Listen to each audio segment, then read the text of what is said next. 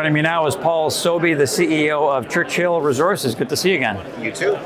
All right, so speaking of seeing each other again, we talked a few months ago. You were at the Red Cloud studio, so not everybody would have seen that. Maybe you can refresh us and update us on your two projects in Newfoundland and Labrador.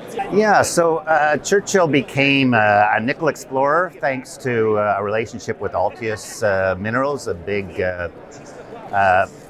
project generation company, as well as a royalty company based in St. John's, Newfoundland. And we began talking to them about nickel sulfide projects, specifically high-grade nickel sulfide projects. And they had several, and we ended up doing deals with them on two. The first was Taylor Brook, which became our going public transaction, which was an RTO, and we listed in June on the strength of that one. And that one is on the island of Newfoundland, about an hour by road north of Deer Lake Airport, a major airport in western Newfoundland. And there the target model is high-grade magmatic nickel sulfides of the Voisey Bay or Sudbury type of deposits. And 6 months later, when we did go public, we did a second deal with Altius, and that project is in Labrador. It's called Florence Lake. It's a different sulfide deposit model in that it's truly volcanic rocks, and so you're looking for volcanic extrusives that carried nickel. And in that context, it's very similar to Raglan and the Thompson nickel deposits. Both of them had high-grade former exploration on them. Both of them had languished for decades, really. And so we've been working them hard now for a year and a half. Now you've done you did a lot of field work, and you said you were pleased with a lot of the results. And are you still waiting for the last batch of assays? Yes, in fact, the very last of the assays for our soil geochem results on the Florence Lake property came in as I've been here in Vancouver. So we will collate all of that, and then we'll put out a final press release on 2022 results as early as I guess the beginning of next week is practical. Okay. Yeah. So Taylor Brook continues to be a combination of detailed work in the known mineralization area, which is called Leyden.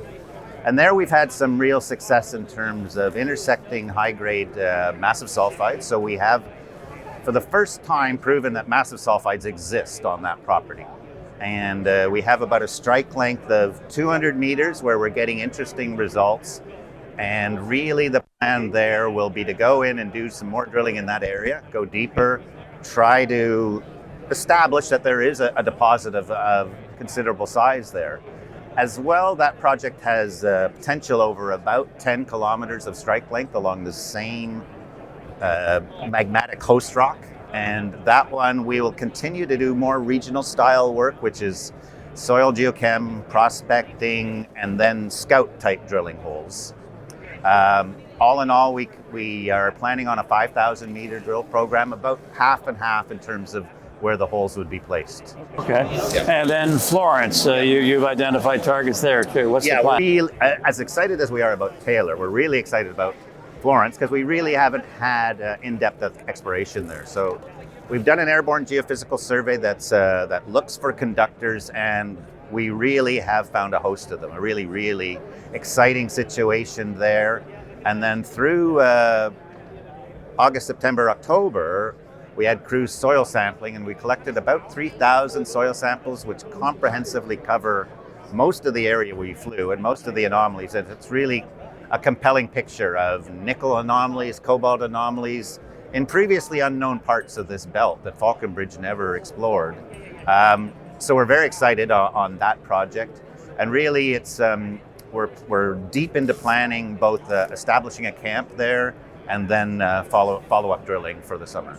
And then, Paul, lastly on the stock, you've been, first off, most CEOs say and think that their stock is undervalued. But you said it has been frustrating. It's hard to get the story out for a lot of companies. Yeah. And so is it a matter of just you continue to do the work, your nose to the grindstone, you prove out the resource, and then the investors come?